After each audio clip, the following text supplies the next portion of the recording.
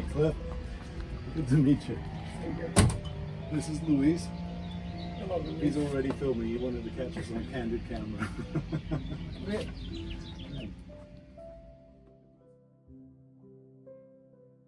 So Cliff McReynolds, it's so lovely to be in your house. Thank you for having us. It's a treat, and thank you for showing us all the art and letting us use your art in the show. It's just incredibly kind of you. So I wanted to start off by asking you a bit about yourself and where you come from. Where were you born? Even let's take a little personal overview of your life, please. I was born in Amarillo, Texas.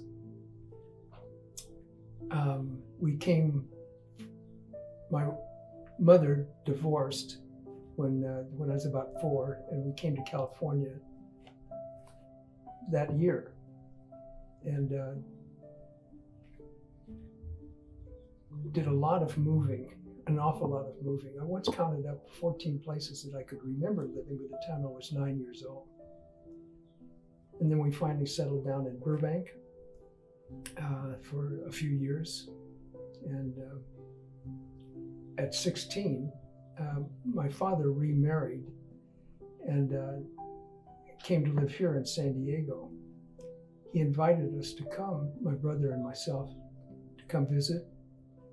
And when I came, I realized this is my chance to get out of the situation I was in, which was my mother was alcoholic and unhappy, and I was too. And I saw this as my chance to get out of that situation, and asked my dad if I could come live with him. He didn't know what he was getting into, but he said yes.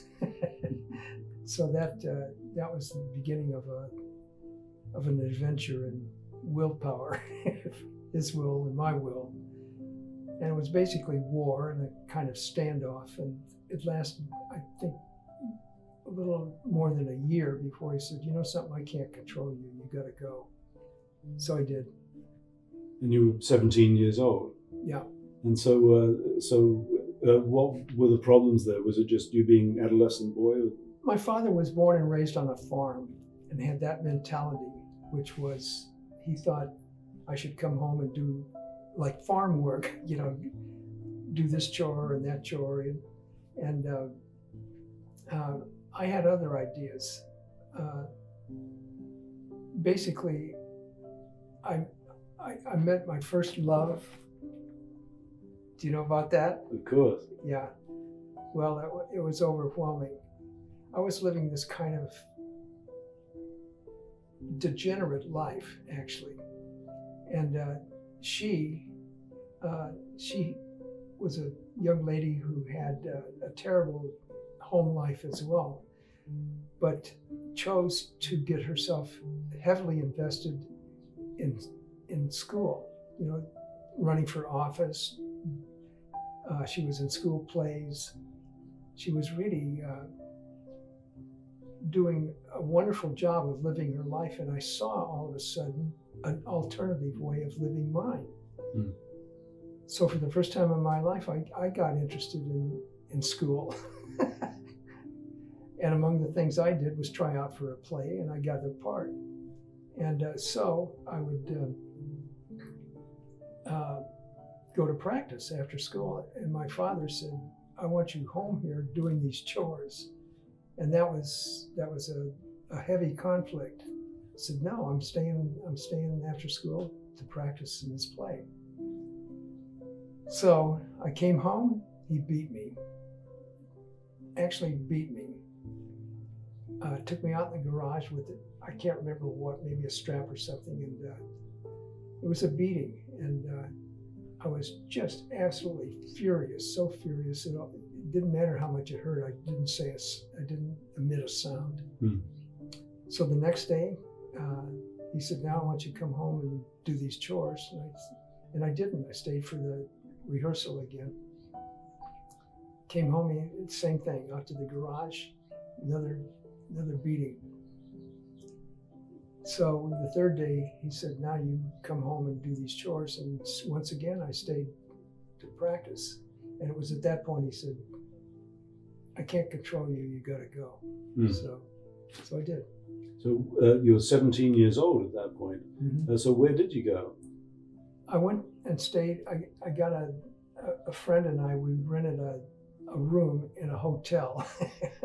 I had started college, the first semester of college here at San Diego City College, and it was right across the street, a hotel. So that was kind of touch and go, as you might imagine. As I remembered, I was sitting pins in a bowling alley to kind of, that was the best I could do. To make a buck, Yeah. Yeah, but it paid the rent, and then you More or could go less. to college. Yeah. You said you were living a degenerate life. What do you mean by that? Sleeping around a lot, getting drunk. My friends were petty crooks, actually. You know, stealing and so forth. Drug abuse? No, that wasn't part of the equation in those days. When are we talking? I should have asked. 1950. 1950. Oh, very early. Yeah. Yeah, different world actually compared to what we're in now. Very different world to what we're in now. Well, drugs were off to the side, very much so, in our culture at that time. Yeah. And so what happens after that? You went to the San Diego State University, did you say? City College. City College. And the next couple of years were just a mess. This girl that I was just totally overwhelmed by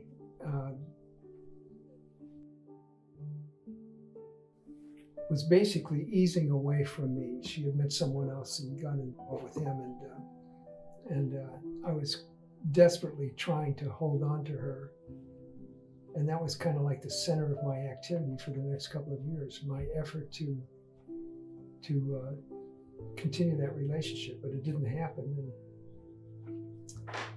so meanwhile, I was continuing to live this ambivalent kind of life. On the one hand, around that time, I got interested in showbiz. Again, as a result, you know, she had done a lot of acting and emceeing and that kind of thing, and so I took it up as well. I moved back to the LA area, to Burbank, and started to Glendale City College, and became kind of like Mr. Showbiz. I did some stand-up comedy and all that connotes, all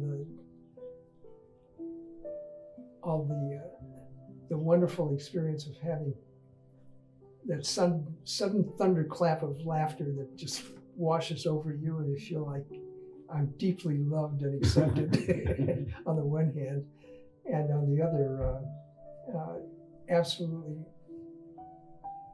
forgetting what I'm standing there about to say.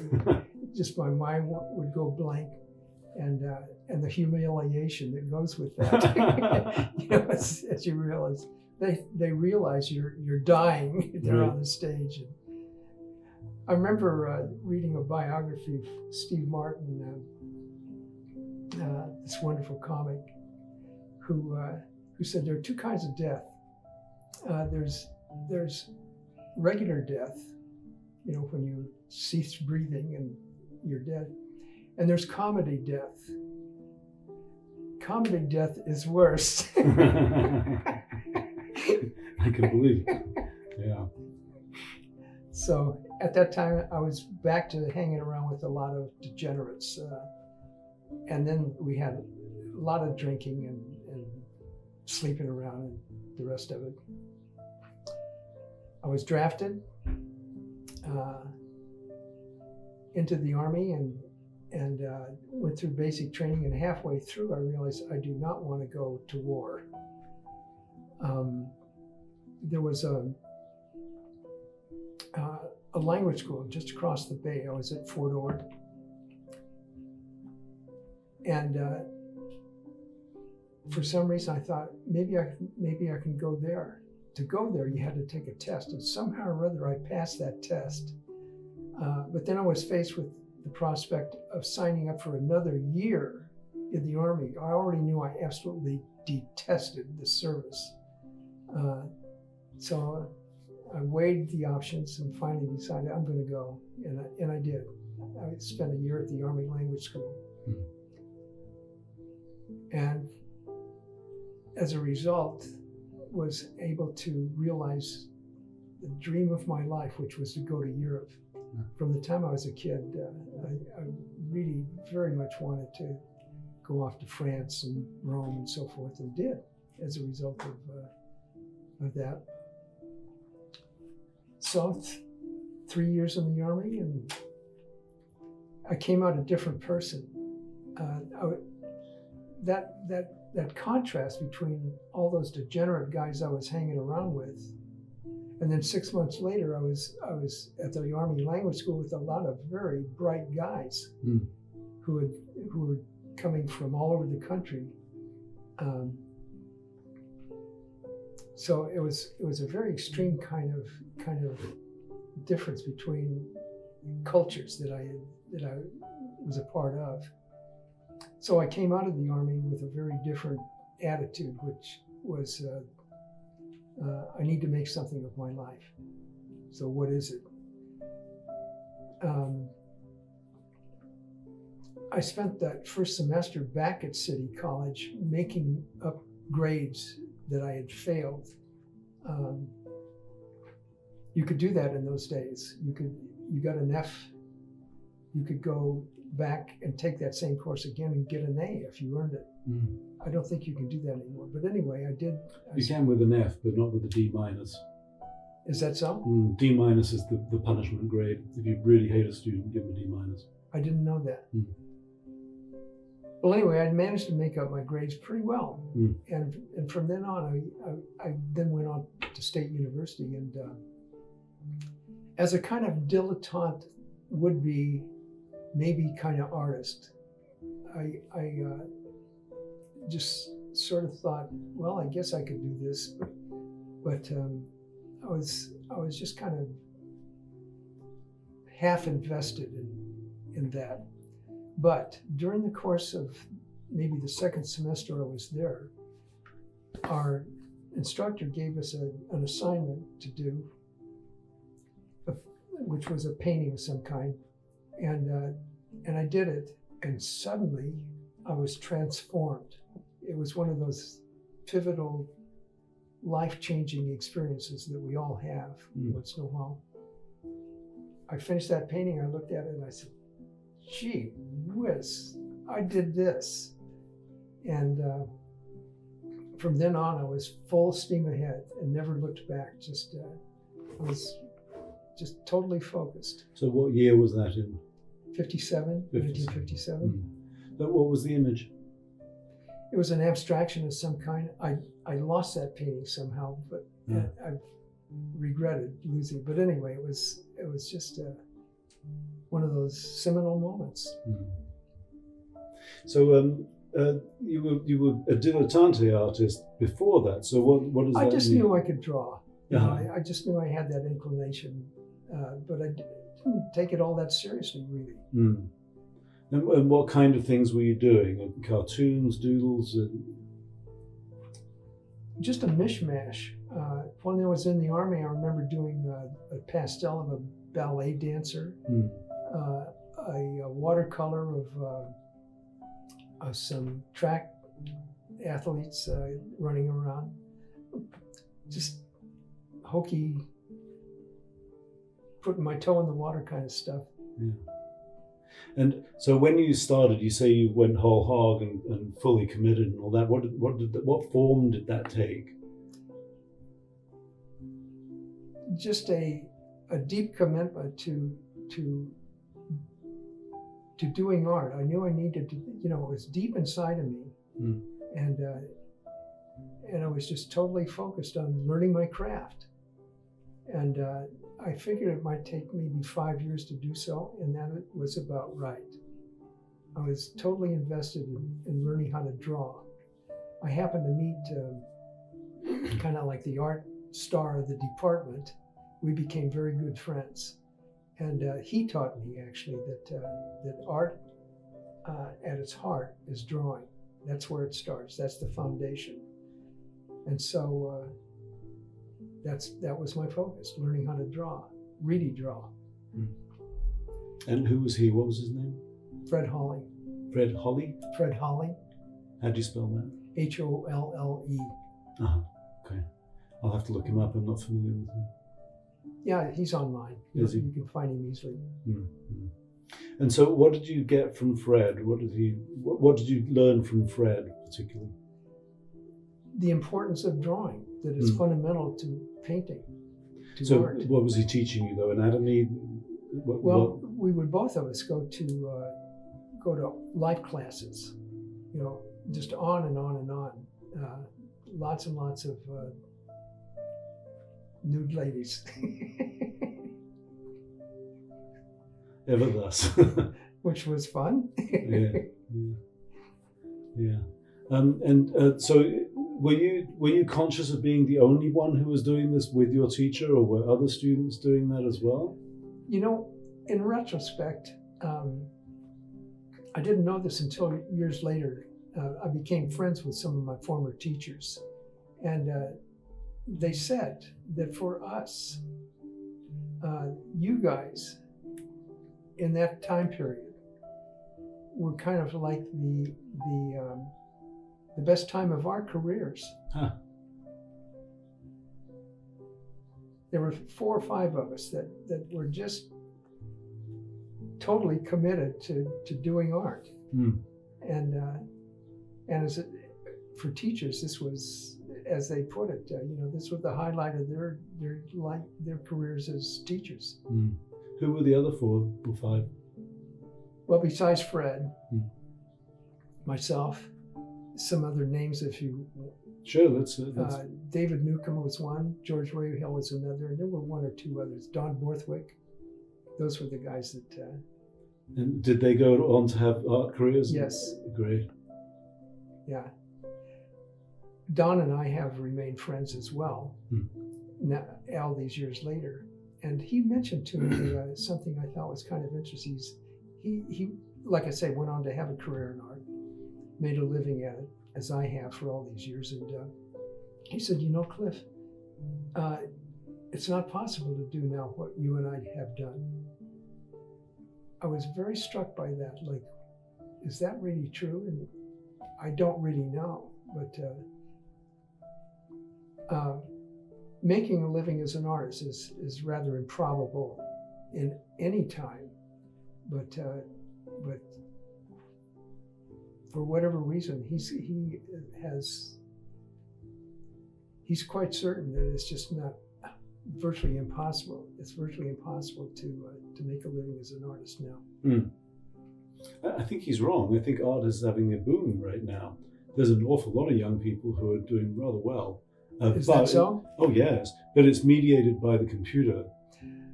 It's a different kind of art, and it's mediated by Instagram especially.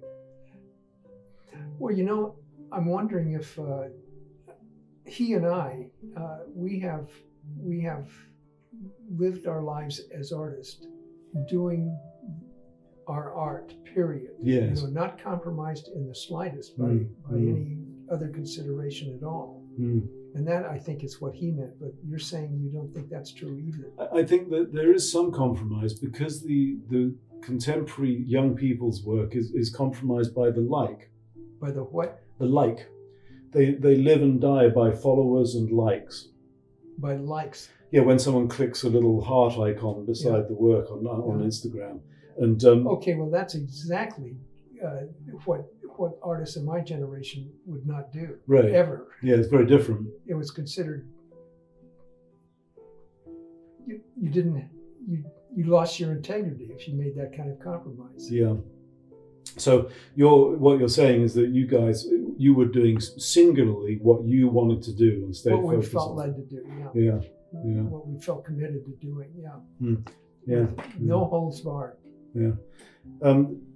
So that sets you off on your art career, and you stay here in San Diego, or are there any other sort of I was here in San Diego. The whole time? Yeah. I graduated with a master's degree in 1960. Yeah. And spent the next 10 years desperately trying to figure out some way to make art and eat 2. Right. And what form did that take? Lots and lots of different forms. By the time the 60s were coming to an end, I was so desperate, I said, I'll do commercial art. It's art, at least. Yeah. And so I had no idea what doing commercial art was like. And I, for example, started doing pastel and casein, thinking that's what commercial artists use as their mediums. That's how out of it I was. And I remember taking a piece of work to an art director, and he didn't like it. And I tried it again. They liked it even less. I was just desperate and hopeless. I met a guy around 1968, Phil Kirkland is his name, who was making a living in art. He was the first person I ever knew who was. And he was very helpful, very friendly. We became good friends. And he was happy to show me the nuts and bolts of how he was doing that, making a living. So around that time, I conceived a plan to make 5 paintings, put them in a portfolio, and take them up to Hollywood and see if I could get some work. I'd spent a while in the welfare department making a living. Well, working in the welfare? Yes, I was working there. This is a complicated story, and I'm going to try to make it simple as I can. I had remarried my wife. She was leaving me.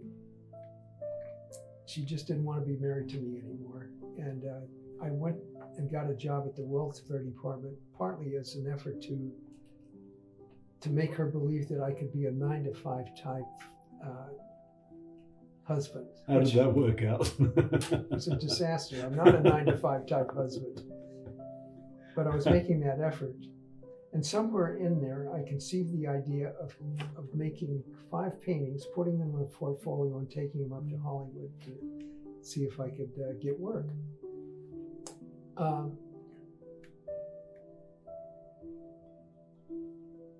The first painting I did, I was halfway through it, and I saw that there was something wrong. There was this woman.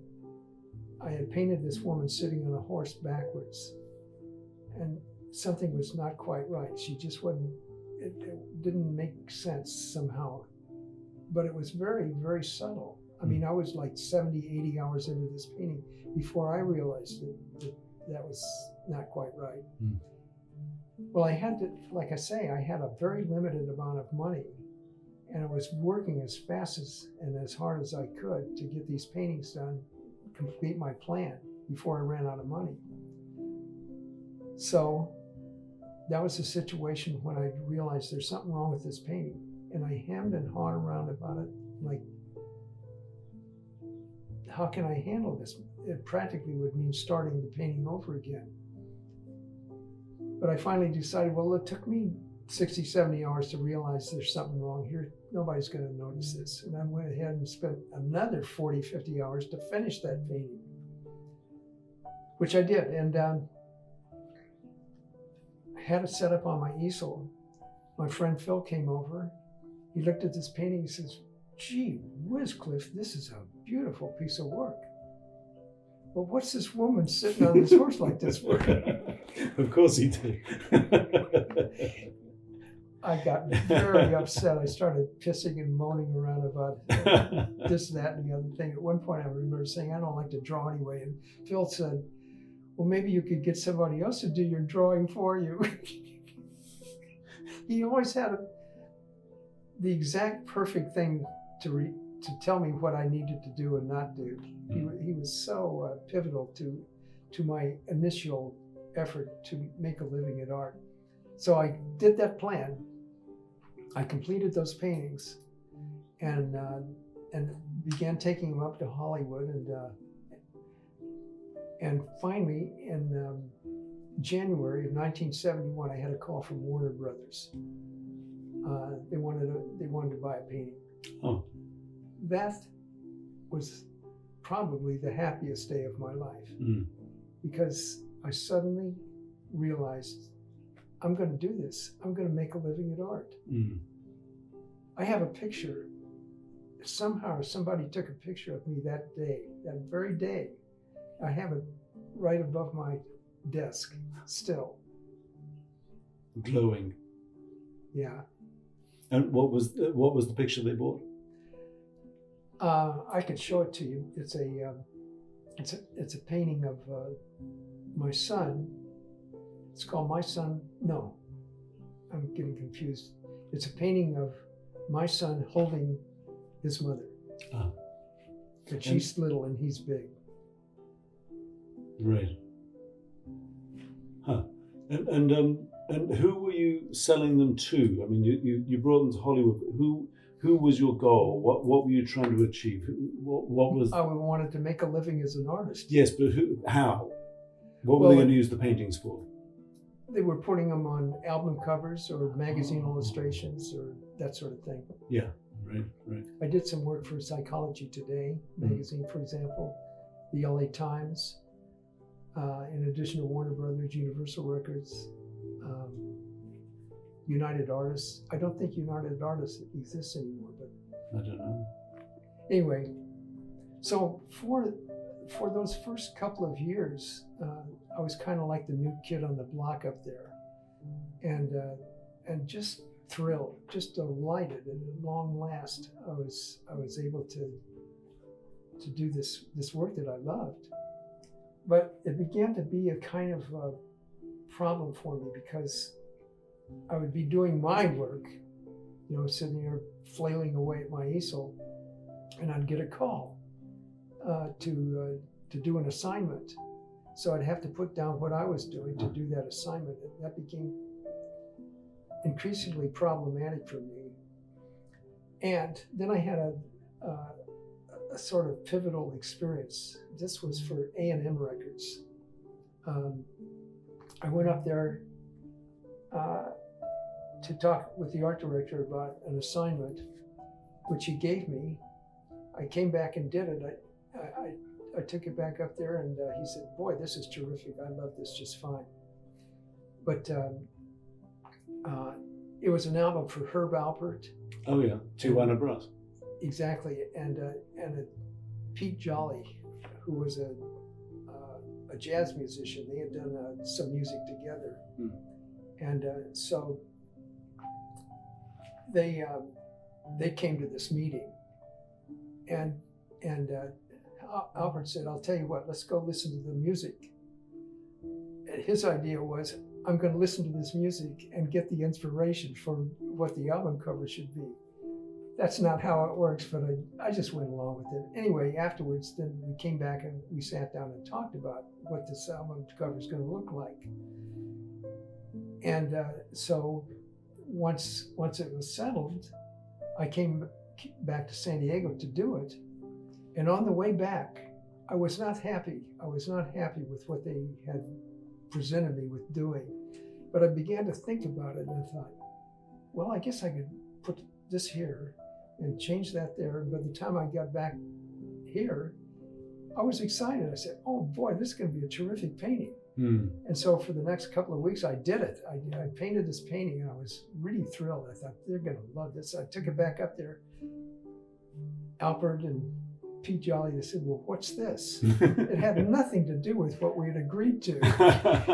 And what had happened is I just simply absolutely forgot what I was supposed to be doing and took off with what I wanted to do, you know? And so once again, they says, all right, now go back home and do what we agreed to, which I did. But they didn't like it. By that time, I was worn out. Did it actually end up being used? No. No. They paid me for it, but they didn't use it. I call that, the name of the album was Younger Than Springtime, and I call that my Younger Than Springtime series, those paintings that I did for that album. Who else did you do album covers for? What other bands did you do album covers for? Oh, not necessarily bands, rock groups, London Symphony, I remember Vicky Carr. Those are the ones I remember. But what happened was, and after the first couple of years, they began simply to buy what I was doing.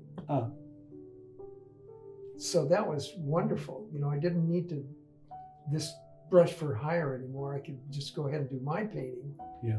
And they would buy those, you know, adapt. They would adapt to me instead of vice versa. And I think it was along about 5 years in after I began actually making a living at art that I got connected with Pomegranate Publications, which was a company that produced art, you know, reproduced art. That was a pivotal experience.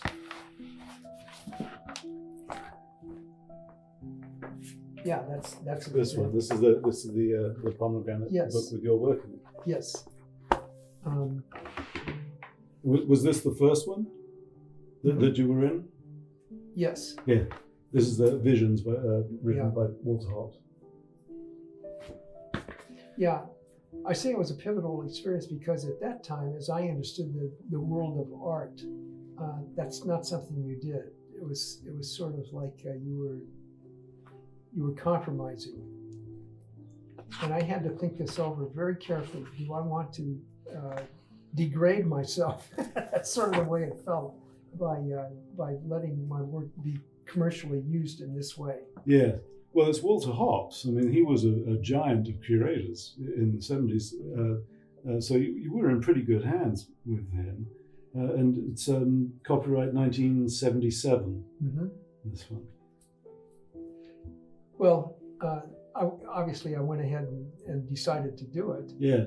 And not only was it profitable, but within a few years after that, significant curators and art critics and so forth began saying, this is a very spiffy move you guys have made here. It was the only time, and remains the only time, when I ever felt like it was maybe a little bit out there on the cutting edge. Because, as I say, at the time, as I understood it anyway, serious artists didn't lower themselves to have their work put on posters and cards and that kind of stuff. But within a few years after that, serious critics and curators and so forth were saying, this is a good move. This is the way to go. Yeah. And actually it was like the birth of a huge break in publishing, right? You had Dragon's Dream, Roger Dean's publishing company, producing hundreds of titles of art, and the Big O as well, which I think actually these guys were a subsidiary of, producing hundreds of titles of art books, specifically to present art without text. It was really a revolutionary idea at the time. I believe you were at the cutting edge there. You think so? Oh yeah. Yeah. Well, it was certainly, in retrospect, a worthwhile move to make. What happened? Well, among the things that happened was my work was seen by lots and lots and lots of people. Far, far more people than would have seen it if I had just been having a show here or there. Yes. Which I was, by the way. But it went all over the world, literally all over the world. These posters and cards and books and so forth. And to this day, it's still happening. Just this week, for example, some guy in Australia emailed me to say, this is a story, I can't tell you how many times I've heard this story. I had this poster of this painting, and my brother got it, or my sister and I fought over it, and they got it, and so forth, or it's faded away, and I lost it, or it's all wrinkled up, or whatever. And do you happen to know how I can get a hold of another? So in this particular instance, I said, I have a few of these posters still, and it's time and effort for me. But if you want to send me X amount of bucks, I'll send you a poster, which I've done. That's cool. And people are revisiting this. You see, I think that this is art history. I really do. Art history. Oh yeah, I think this is important. People, it hasn't been written about, but it had a huge impact on the way people thought about art. It changed everything.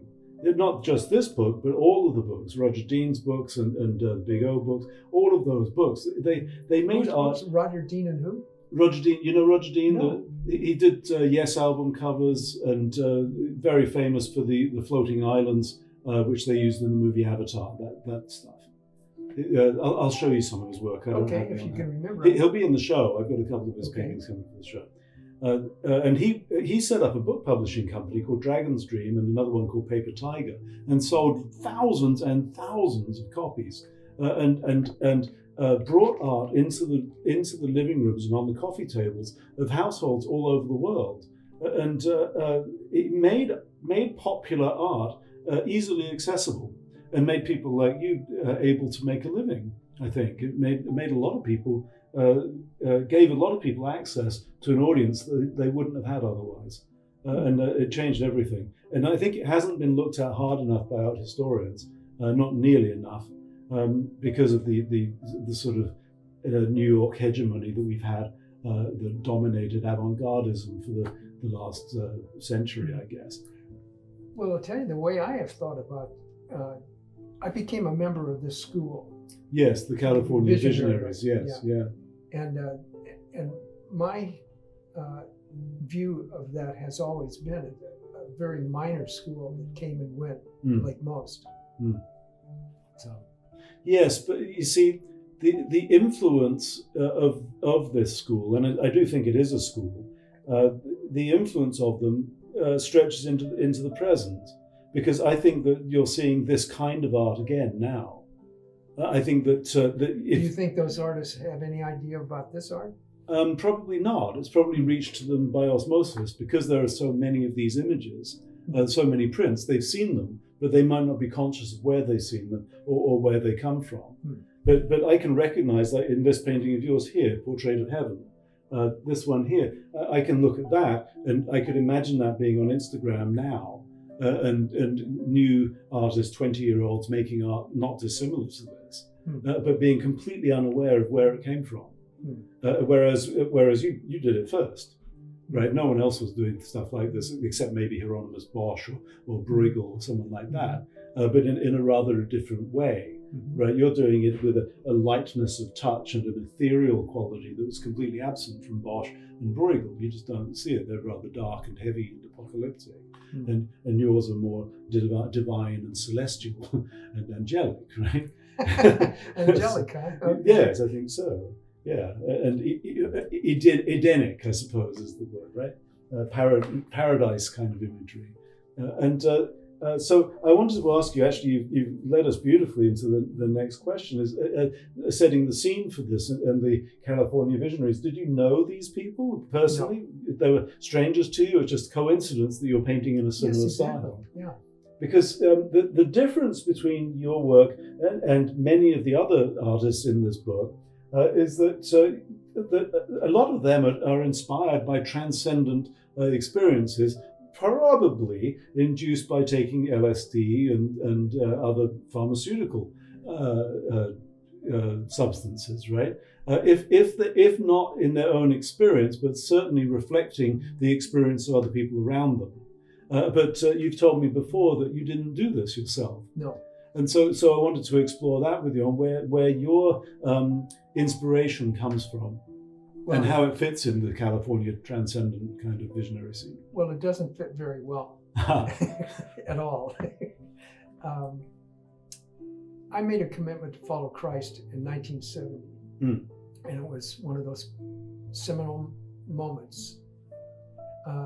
I had been spinning out. My wife was leaving me.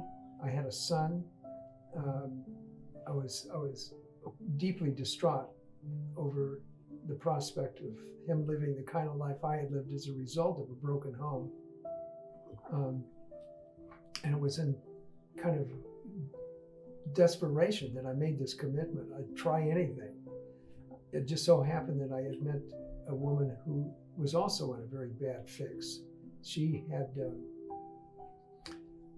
4 kids and a suicidal husband who committed suicide about 4 months before we met. We had a very stormy relationship for the next few months after we met, and finally she said, "I don't think I want to put up with you anymore," and left. But in the meantime, actually, now that I think about it, it was sort of mutual. I think I left her as much as she left me. But in the meantime, she made a commitment to follow Christ.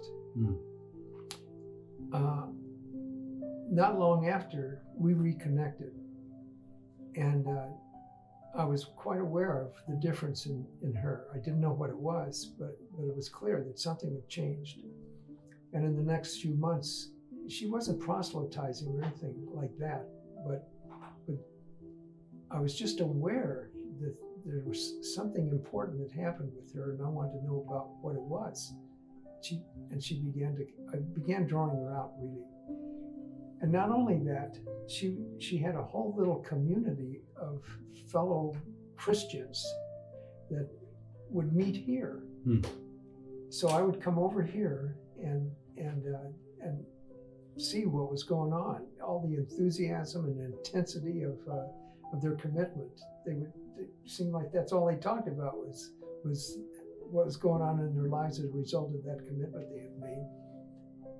So I went basically from cynical and far too sophisticated to indulge in anything so simplistic as Christianity to open out of desperation the life, what my life was then. And finally, in June of 1970, I made a commitment to follow Christ and was almost immediately transformed from going like this, spinning out, to like this. And I was kind of fanatical, I think. I was so overwhelmed with this new life I was living that I was one of those people that if there was no opportunity to talk with you about Christ, I would create one. I was over the top. And although I'd kind of settled down by the time I began being part of this school, I was still pretty intense. And these guys were not. They were not Christians. Not at all, right? And so that's why they saw me as they didn't take me seriously, and could not account, Tom included, could not account for the quality of my work because they saw me as a person as being kind of naive and out of it. Especially in 1977, I would think. Yeah. I mean, that's the height of the cynical acid culture. Yeah. Right then, right? Yeah.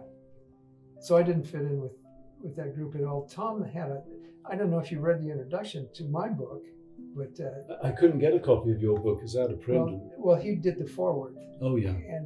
And the reason he did that book, he had wanted to, but he knew that, as he said, he knew that if he did a book of my work, that I would insist on speaking without qualification my commitment and all that connotes.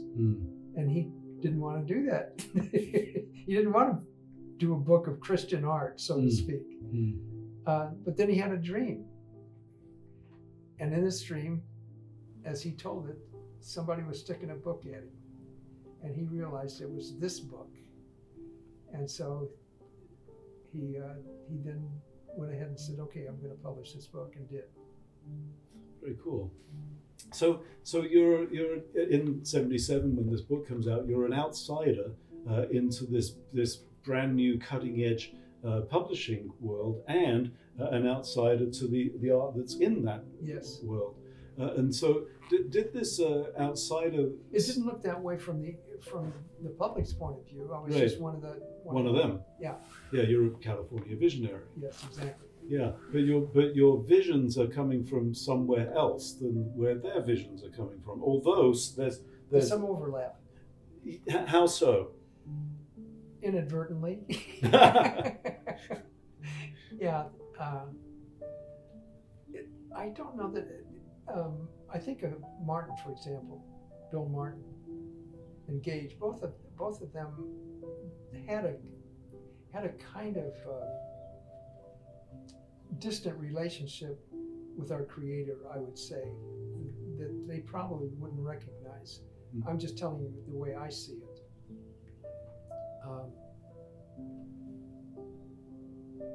And I like their work. I think they did quality work. I haven't. Gage has unfortunately passed away. I think you're the only one left, actually. I believe. That may be. Yeah, That I may think well be. you're the last of the California visionaries. The one guy I knew that was still alive, I can't quite remember his name.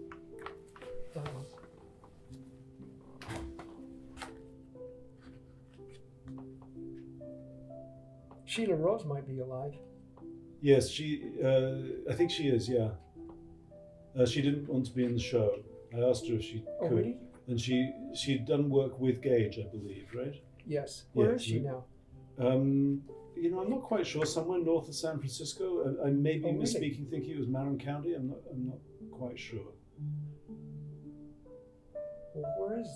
I did correspond with her, and she said that she didn't have anything available at the time. But I don't take no for an answer very well, so I'm going to keep corresponding with her and see if I can persuade her. Joseph Parker is who I was thinking of. Joseph Parker. So Sheila's still alive. Okay. Yeah, she's still. Other artists in here, I'm trying to think. Thomas Akawi has passed away, but I've spoken to his his son, and we're going to definitely be showing some of his work on the show, which is really great. I don't know if we'll get anything that's in the book here. I suspect not. But what I want to do is try and reach out to everyone who's been who was in the book. Yeah, if I can find them. Yeah. And then bring in other visionary artists as well for it. Okay, so the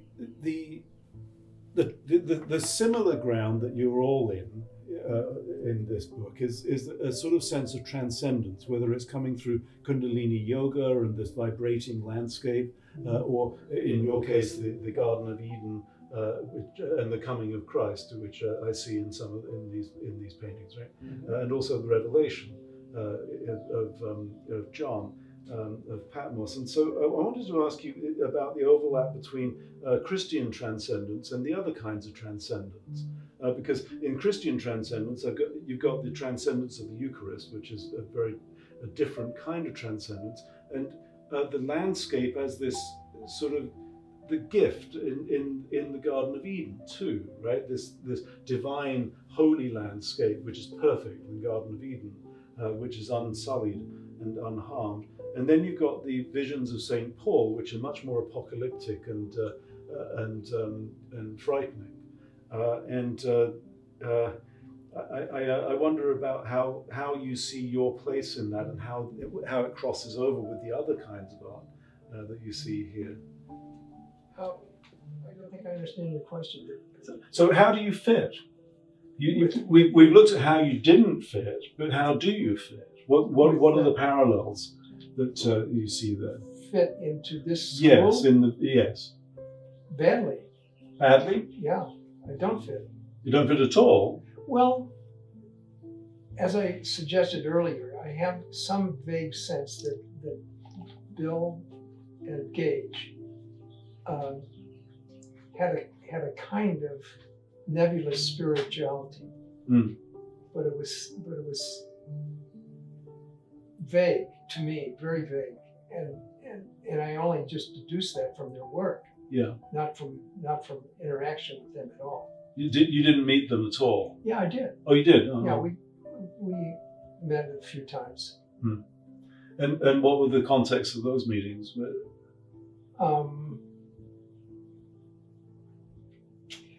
I went to visit Bill in San Francisco, and Gage and I were in a show together. Hmm. Those are the notable times I can remember us. Oh yeah, we played chess once. Did you win? No. Yeah, but I don't really see those other artists as spiritual, Hmm. and I don't think they saw themselves that way, really. What do you think they were seeking?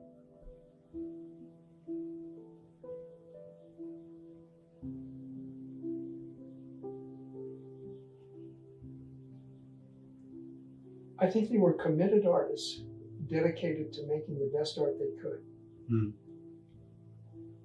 Being a visionary, though, it sort of implies that there's spiritual questing. Well, Bill, notably for sure, had a message that he was sending. He did a book, and it's all kind of secularly theological. I can't remember the details. Only just it was. He was very committed to his orientation, Hmm. and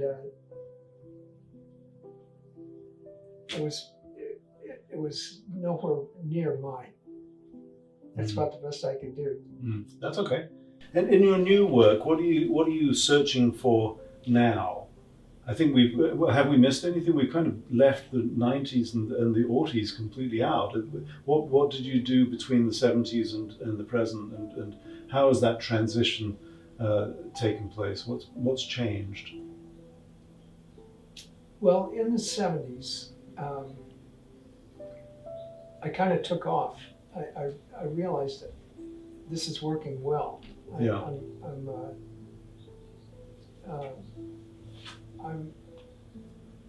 I'm in a position where I can basically just respond to whoever comes knocking on my door. And that is basically the way it's remained ever since. Huh. For example, notably, I was going to do some church work, and I had some calls to make, and somebody had called me, and I remember thinking, well, okay, I'll deal with this real quick. I returned this guy's call, and he wanted to come and visit, and did. You know, we arranged for him to do that, and it turned out to be one of my main patrons and dear friend as well, which I almost missed because I was so busy that I just kind of tossed off returning his call. But I'm very glad I did. He owns the Arrival, for example, along with a considerable collection of my work. So he and a few others were responsible for me becoming financially secure. In the mid-'80s, a guy in Chicago, E.B. Smith is his name, bought the Pentic, the La Jolla Pentic. You were interested in showing the fourth panel of that 5-panel project. That in and of itself is quite a story. He's a banker. His father owned this bank, the Northern Trust Company. And what happened there was this. I was about 2 years into that project, which ultimately became the La Jolla Pentic. And I suddenly kind of came up for air and I realized, geez, this is going to take me years to make this work, to finish this. how am I going to live in the meantime? It just so happened that I came across an advertisement for a 1-year position at State University.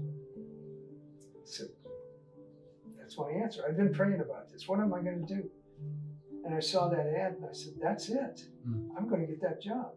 I had been out there. I had very spiffy recommendations, and I had still had a big reputation now. And so I applied for that job along with about 400 others. And right quick, I got the answer back. You ain't going to get this job. I was tossed out in the first batch. Aye.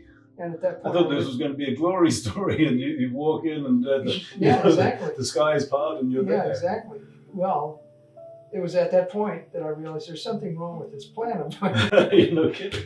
Well, it wasn't that long after that I had a call from this guy in Chicago, Yeah. who had somehow or other, I to this day don't know how he got a wind of what I was doing, but he did, and he asked me to send some slides.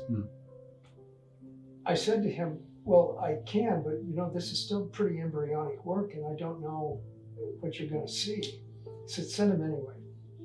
So I did. So the way he described this to me later was he got his board of directors to sit down at a table, look at these slides, and discuss buying this work.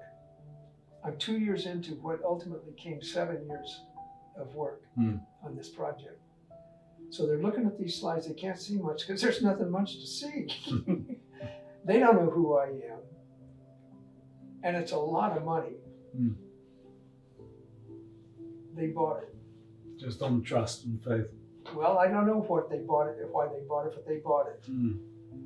So for the next 5 years, I got very spiffy annual checks in the mail, which enabled me to finish that project. Fantastic. And that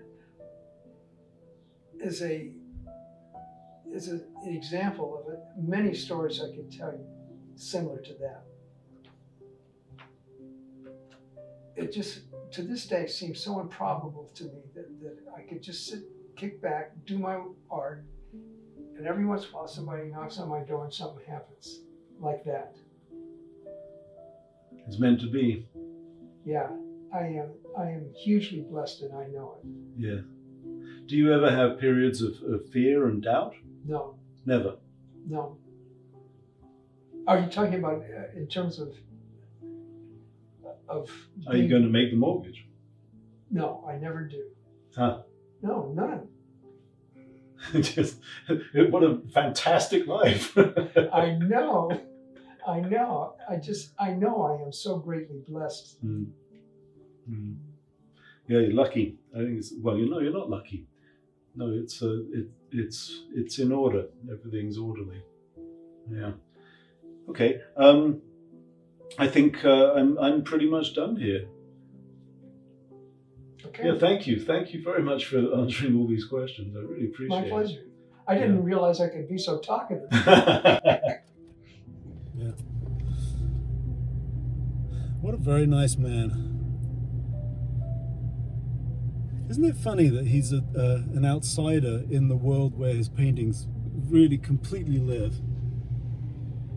His paintings are so clearly part of that period of time, and yet he wasn't accepted by the other visionaries, and nor did he accept the other visionaries. It's like, I just find it quite baffling that the environment he lived in fed his art in the same way it was feeding the art of people who were in such a completely different place. He said he never took any drugs, he never took any LSD, and yet there he is producing this Christian visionary art, which so resembles the LSD-inspired art of Gage, for example. It's really quite a contradiction. I want to get my head around this and figure it out, understand it more fully.